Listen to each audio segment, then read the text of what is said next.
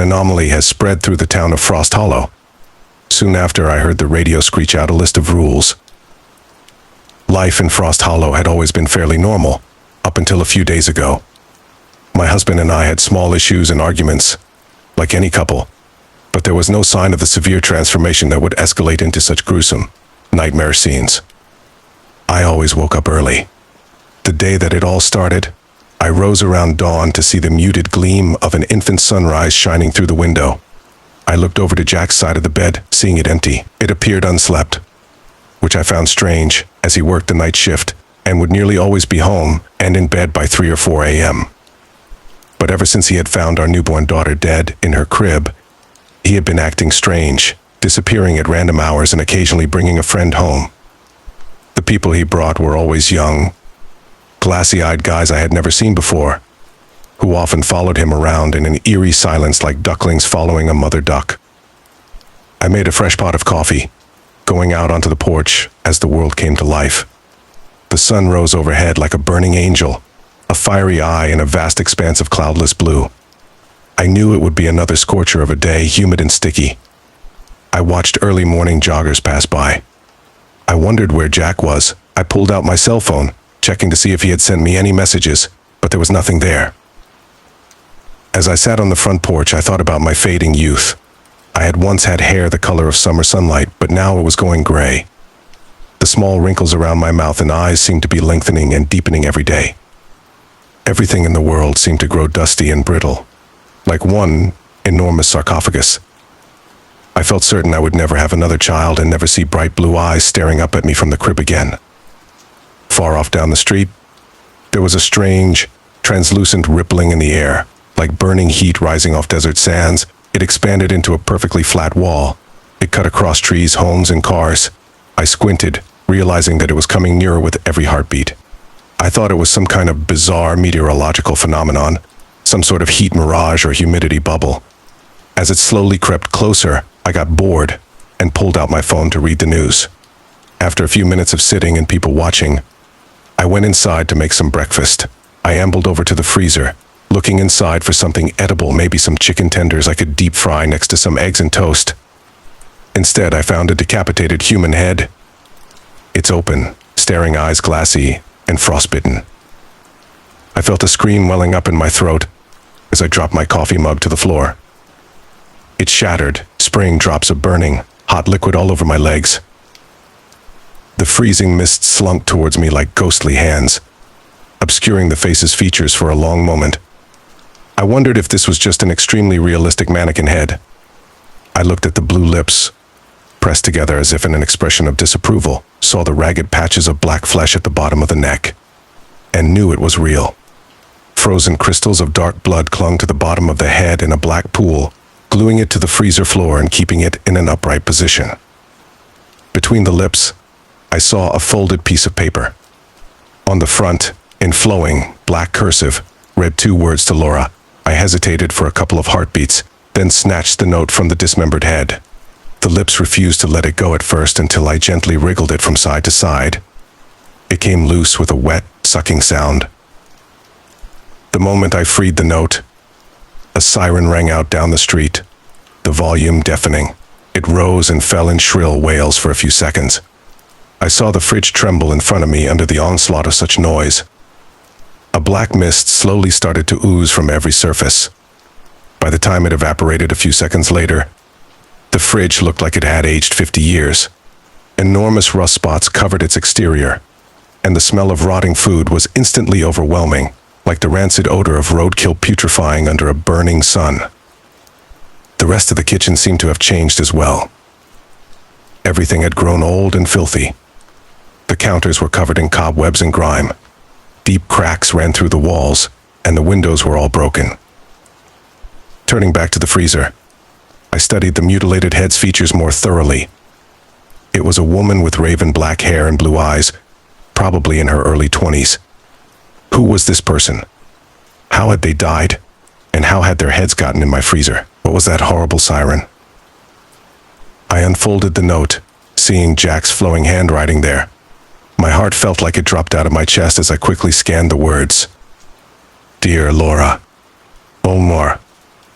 If you're reading this, it means you found the head. It's probably a good thing, I think. There are some things I have kept secret from you and everyone else for a long time. I don't know when it first began, when this fractured piece of my personality gained control. It all started innocently enough, peeping in people's windows when they weren't looking, or stalking random joggers for days without being seen. It was always a rush to get away with it.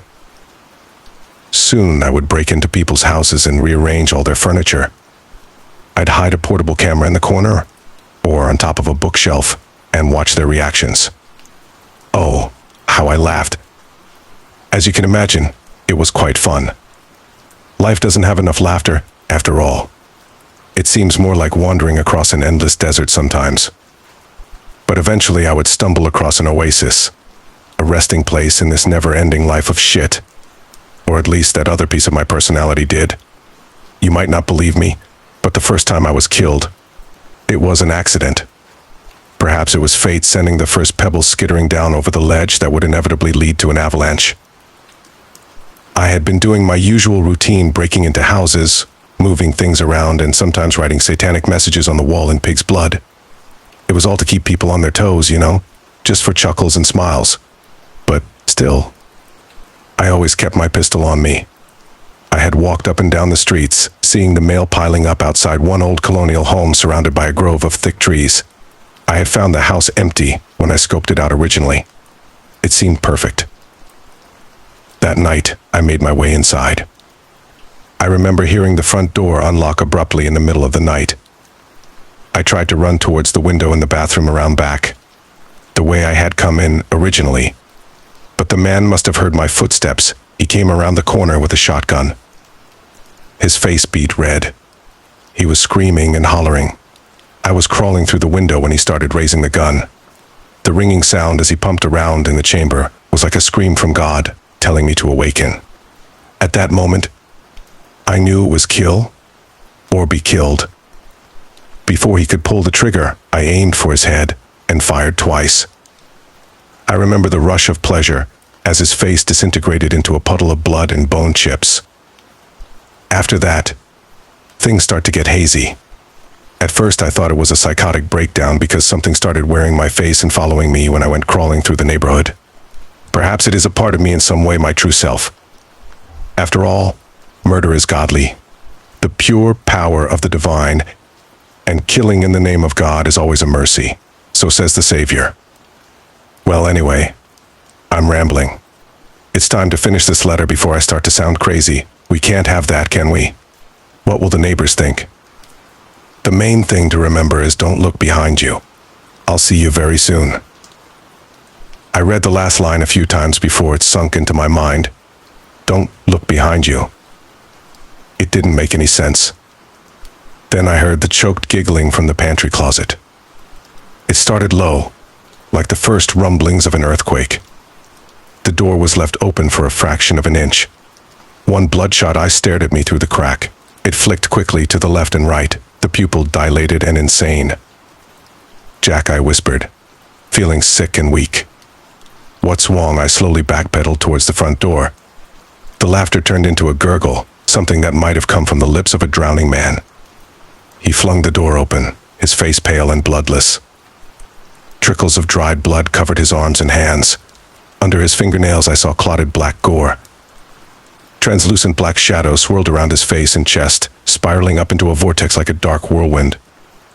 They shimmered all around him, distorting his features and seeming to increase in intensity by the second. Jack isn't here anymore, he hissed in a diseased voice. His lips split apart, revealing teeth that looked far too long and sharp. He's hidden behind the veil, rotting under the floorboards. Even now, he tries to claw his way up. He stepped towards me, revealing a long butcher's knife in one hand, its steel stained with a deep scarlet. Fresh blood still dripped from the tip. Stay away from me, I shrieked, glancing behind me. The town looked different now. The streets were deserted. Dark shadows danced over everything, as if there were a solar eclipse. The entire world seemed to exhale a low, diseased hissing that radiated from everything all around me. This strange monster wearing Jack's face continued moving closer, seeming to draw power from the changes. His eyes darkened in a flash, turning black and cloudy. The cyclone of shadows twisting around his body moved faster, forming a curtain of darkness so thick that it started to obscure his face. "My name is Friend," he gurgled, lunging forward with the knife. I instinctively pulled away, stumbling back towards the open front door. I felt a cold pain radiate down my left arm, a slashing pain that made my vision turn white with adrenaline and shock. A slash opened up on the top of my skin, fresh blood bubbling out instantly. I fell backward through the door onto the front porch, smacking my head hard on the wooden porch. A friend slumped towards me, a hurricane of blackness with an eerie human pillar at the center. He stared down at me with a grin like a razor blade, letting fresh blood, my blood, drip off the blade and patter gently to the rotted, mold-streaked floor. I kicked forward with all of my strength, aiming a blow at his knee. I heard something crack, and I felt the leg give with a sickening explosion of black blood. The flesh felt loose and spongy, almost boneless.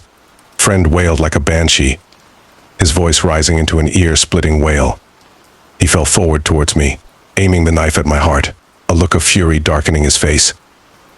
A gunshot rang out behind me. A perfectly round scarlet hole appeared in Friend's shoulder. He jerked, twisting and gurgling in pain. Black blood spattered my face and neck, feeling as cold as dry ice.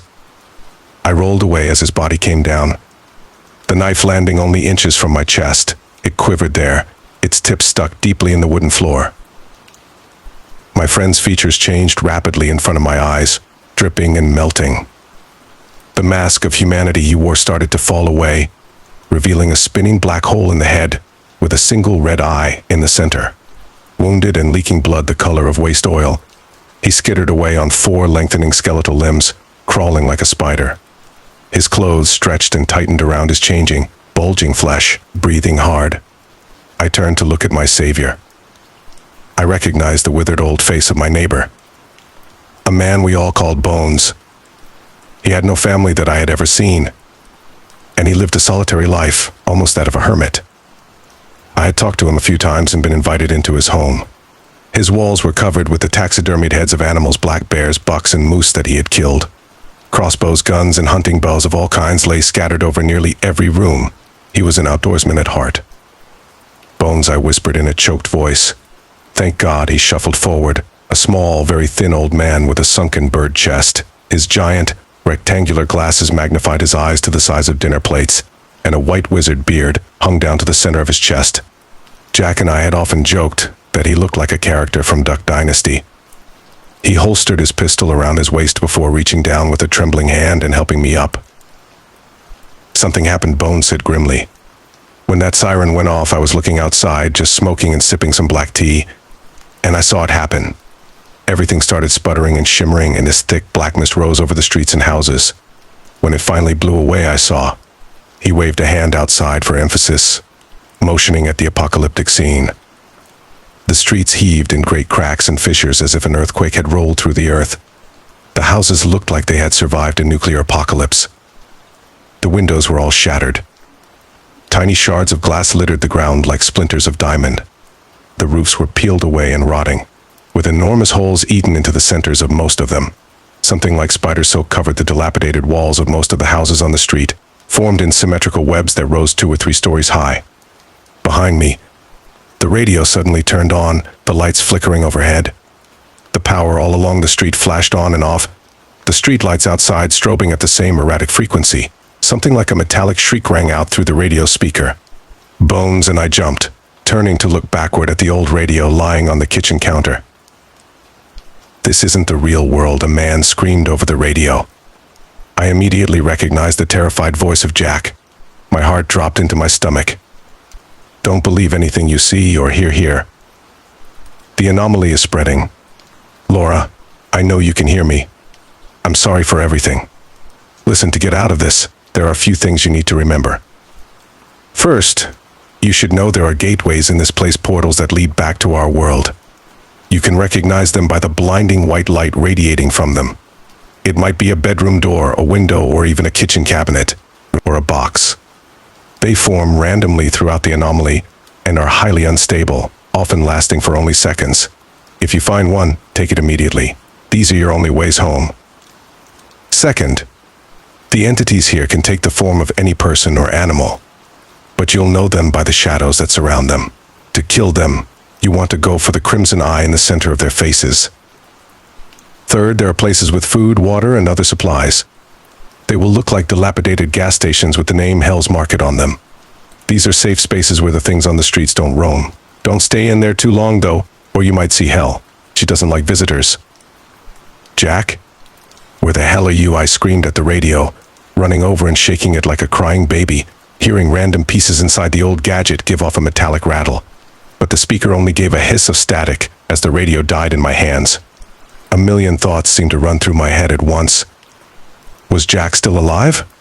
Why had his voice come on the radio? Why had his writing been on the note? Bones came up behind me, putting a slight hand on my shoulder. We'll find him, Bones said. Jack's a tough guy. But we need to start moving. We can't stay here forever. We're going to need to find supplies. Everything around here is trash. It could be worse out there than it is here, I argued. Why do we need to keep moving? We could barricade ourselves inside and wait for the police and the military, and... Lady, you're living in a dream world, Bones said coldly, his magnified eyes turning into owlish slits. We don't know how long we're going to be here. You don't even know where Jack is. You have zero supplies, zilcho. You could barricade yourself somewhere and slowly starve to death, but that wouldn't help us much. His words made me think. I nodded. Fine. But we should grab some food and water first, I said glumly, my head spinning. I felt sick and tired from all of this, yet the feeling rose in my chest that I hadn't seen anything yet. Bones gave a faint smile, the corners of his lips twitching as he watched me. I went over to the kitchen sink and turned it on. For a long time, nothing happened. There was a burping, gurgling sound deep down in the pipes. They clattered and shook, as if thousands of rats were slinking through them. The faucet bubbled and hissed frothy, dark water.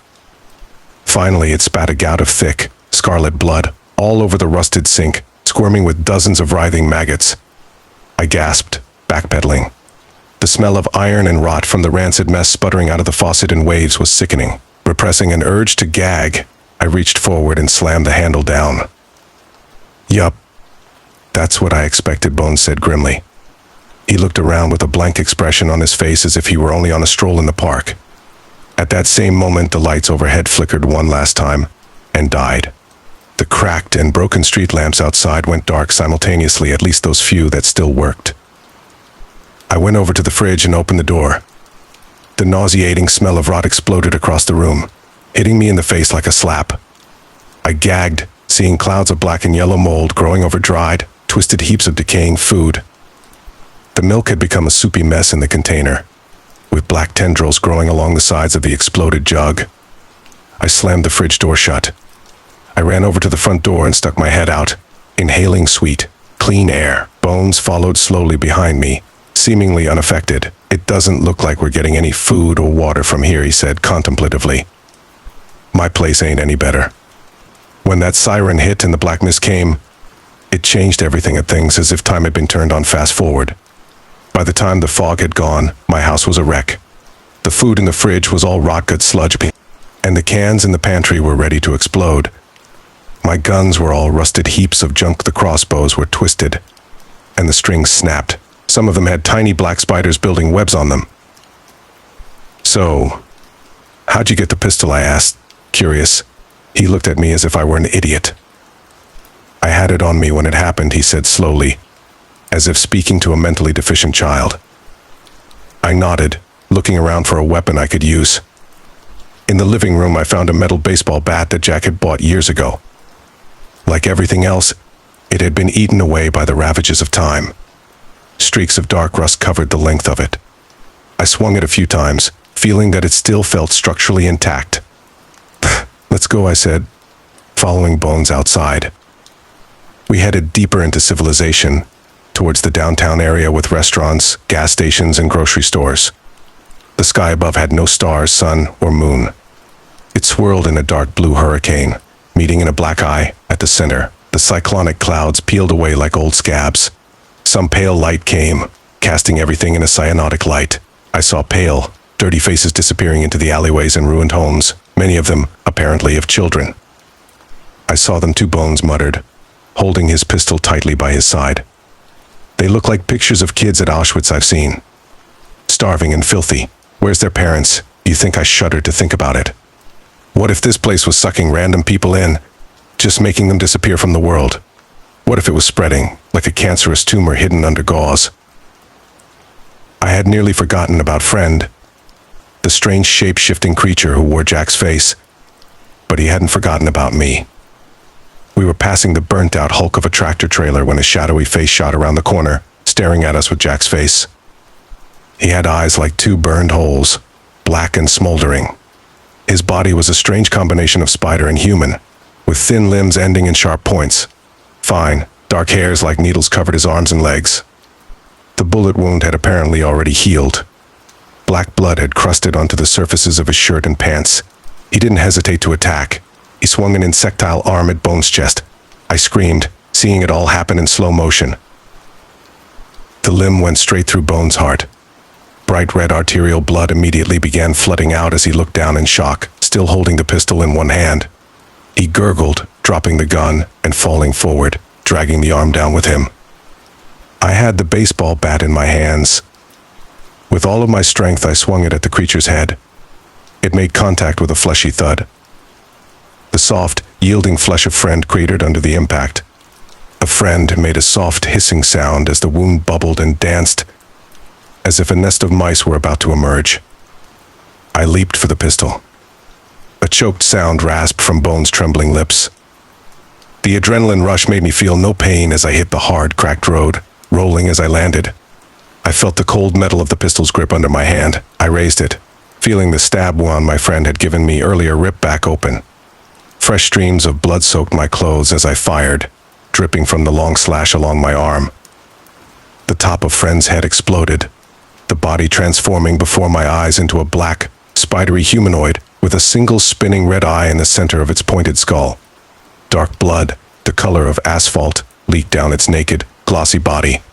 It had no mouth or nose that I could see, but fine silvery hairs covered its jointed arms and legs. The eye widened in pain as it stared into the barrel of the pistol, one blade-like arm still caught in Bones' chest. I remembered the transmission that had come through the radio and aimed for the center of the spinning eye. "Why do you keep taking Jack's form?" I asked my friend, the gun feeling heavy in my trembling hand. "Why just him?" "I can take the form of any who are part of the Church of the Final Rapture. Those who have given their souls to the dark presence here," he hissed cryptically. He jerked forward, trying to bring his other blade-like arm up towards my neck with a quick slashing blow. I instantly fired, pulling the trigger over and over. When the first of the bullets pierced his eye, I saw a blinding explosion come from the center of it, like a flashbang radiating light the color of an infected wound. Oranges the color of pus spun around bright reds and necrotic blacks. I stepped back, crying out. I instinctively brought my hand up to cover my eyes. When I could see again, I found only a smoking crater in the spot where Friend and Bones had stood. Gray smoke hissed from the center of it. I knelt down, seeing a dark jelly-like substance covering the jagged patches of concrete.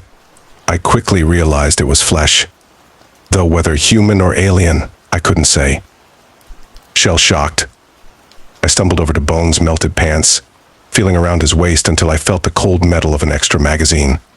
I had emptied all the bullets in the gunfighting Friend. To my dismay, I realized Bones only had one extra magazine. Feeling sick and weak, I stumbled away, heading towards downtown, hoping against hope that I would find some solace or answers there. I was wavering on my feet, like a drunk woman. As I got closer to the center of town, I found dead bodies hanging from the lampposts, many of them mummified or skeletal. I wondered how many people lived in this hellish world. I heard crying ahead of me, far off in the distance. I saw a little girl kneeling below the body of a young woman. The corpse looked fresh. The tip of the dead woman's black tongue poked out through her stiff blue lips. The young girl's wails tore at my heart. The girl was wearing rags, tatters of a shirt, and pants that were covered in streaks of what looked like dirt and blood. Her face was grimy, but her eyes were big and blue. She looked up at me suddenly as I drew near, panic twisting her small face. She reminded me of the baby I had. the one who had died of crib death a few months earlier. My daughter had the same big blue eyes as this girl here. I looked around the destroyed world, seeing that there were more spider webs covering the ruined buildings here. "Little girl, what are you doing here?" I asked. She grabbed my shirt, pushing her small face against my thigh. "They killed my mommy," she wailed, trying not to look at the hanging corpse. I hugged her. "Who did?" I asked. "Who killed all these people?" She looked up, surprised. "How do you not know? It's the Church of the Final Rapture. They're trying to spread this." She waved a dirty hand around for emphasis, wiping tears from her bloodshot eyes. "They think if they can spread this bad place far enough, then it will lead to the final judgment. And Jesus will come back and good will finally win. But first, they say they need to kill a lot of people and make the battle happen." She shook her small head. "They're crazy. A bunch of religious nuts," Mommy always said. And she was right. Look what they did to her. "What's your name?" I asked. "Marion," she answered in a small, diffident voice. I helped her up to her feet. "I'm Laura," I said. "And you can't stay here forever, Marion. There are bad things here. Is it true there are ways out of here, doorways of light or something? Have you seen any?" I caught a glimpse of one once, she answered. It was beautiful, like looking into a rainbow. I thought I could hear singing. Her eyes grew distant and far away. I took her hand, urging her to walk forward, away from the corpse of her mother. "So what happened?" I asked, trying to keep Marion talking. "I saw it, but by the time I found Mom and told her, it had evaporated." We turned a corner.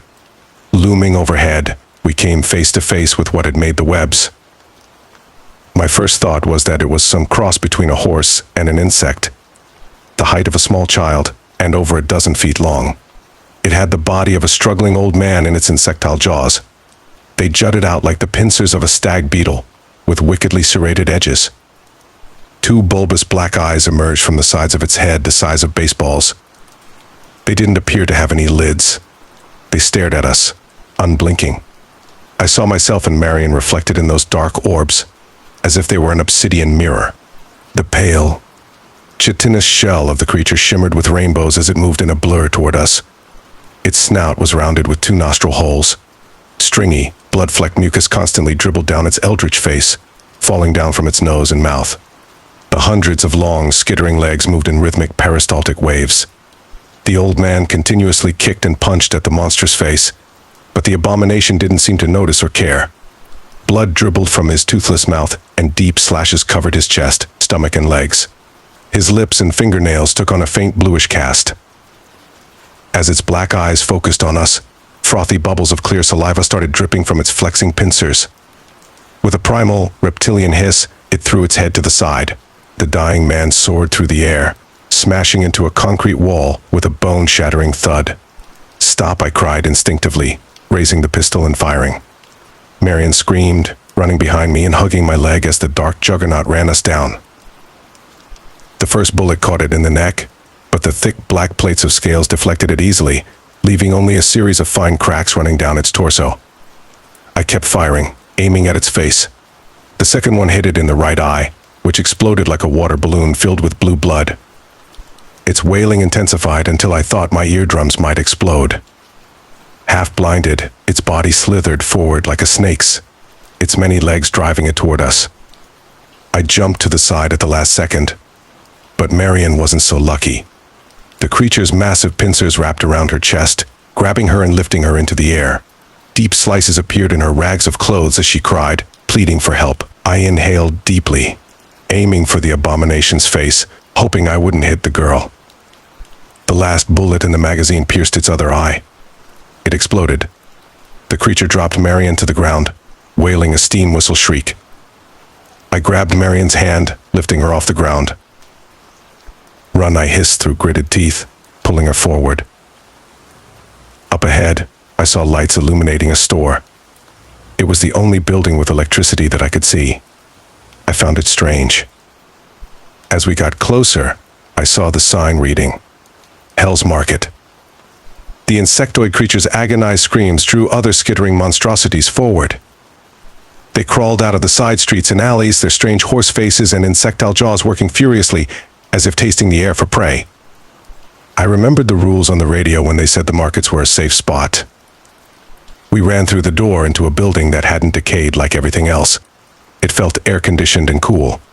The glass here was intact, and rows after rows of cold drinks, ice cream, and frozen meals stretched out before us. It looked like a regular convenience store, but in the back, I saw a doorless threshold with stairs that led down into a shadowy basement. I shuddered as I looked at it. Outside, the creatures had stopped at the front door, their bulbous eyes staring intently at us. "Are you okay?" asked Marion, looking at her injuries. The creature had left 2 deep slices along the sides of her chest. They bled freely, soaking her tattered rags in fresh streaks of scarlet. She nodded silently, tears running down her rounded cheeks. We quickly grabbed drinks and snacks, chugging soda and energy drinks and eating candy and beef jerky. I didn't realize just how hungry I was after nearly dying so many times, and Marion looked like she hadn't eaten in days. I was staring out the front glass window, looking at the creatures waiting there for us with hunger and bloodlust gleaming in their alien eyes, when I heard heavy footsteps ascending the stairs at the back of the store. Marion grabbed my hand tightly. "I think something's coming," she whispered in terror. Through the dark threshold, I saw a woman looming nearly 10 feet tall. The left half of her body was decayed and rotted, mummified and gray, like everything in this world. The right was beautiful and young, the skin was pink and healthy. Behind her, I saw her dragging a man bound tightly in razor wire, the sharp edges biting into his skin. I instantly recognized Jack. "Jack," I asked, stepping back toward the door. "See your husband?" Hell hissed in a shadowy voice. She threw the trembling mass of bloody flesh at my feet. Jack screamed, kicking and twisting. "Get out of here," he whispered at me through teeth streaked with crimson. "I'll help you." "Did you help cause this?" I asked. He looked between us with sadistic pleasure, the living part of her mouth splitting into a grin. The dead part cracked, the dry skin ripped, and there were blackened teeth underneath. Jack nodded. The Church of the Final Rapture. Yes, we tried to spread the anomaly, to end all suffering, to cause God to notice us again, and come back. He laughed at that, a sound like grating metal. "Foolish men," she gurgled. "You shouldn't have played with things you didn't understand." Jack's eyes grew big. There was a moment of clarity as he met my gaze, motioning towards the black door at the back of the store. "I'll do what I can," he said. With what the church has taught me, he closed his eyes as Hell drew near, her heavy footsteps shaking the store. She lifted up one giant, naked foot over his head, holding it there, like a guillotine blade. It came down with a crunch. The door at the back of the store started vibrating and shimmering with white light as Jack died. I heard singing from it. Grabbing Marion's arm, I pulled her towards it. A large, rotted hand came out, grabbing at my hair. I felt myself pulled back off my feet. Like a rabid animal, Marion ran forward, sinking her sharp teeth into Hell's wrist. I felt the grip release, my back smashing hard against the floor. The wind was instantly knocked out of my lungs. Grabbing Marion's hand, we crawled towards the door, only a few feet away. Beautiful, angelic singing resonated through it, growing louder as we got closer. He shrieked with fury as we crossed the threshold, disappearing into the light. Everything dissolved in the blinding radiance, and for a moment I felt warm and free. I found myself back home with Marion, and the sun outside was bright and clear. The freezer was still open, the dismembered head staring blankly out at me. Marion was gently crying, cradling her bleeding chest. All of the agonies and wounds I had suffered instantly started shrieking, grating my nerves. Sickened, I stumbled outside and threw up, trying to forget the nightmares and broken bodies of the anomaly.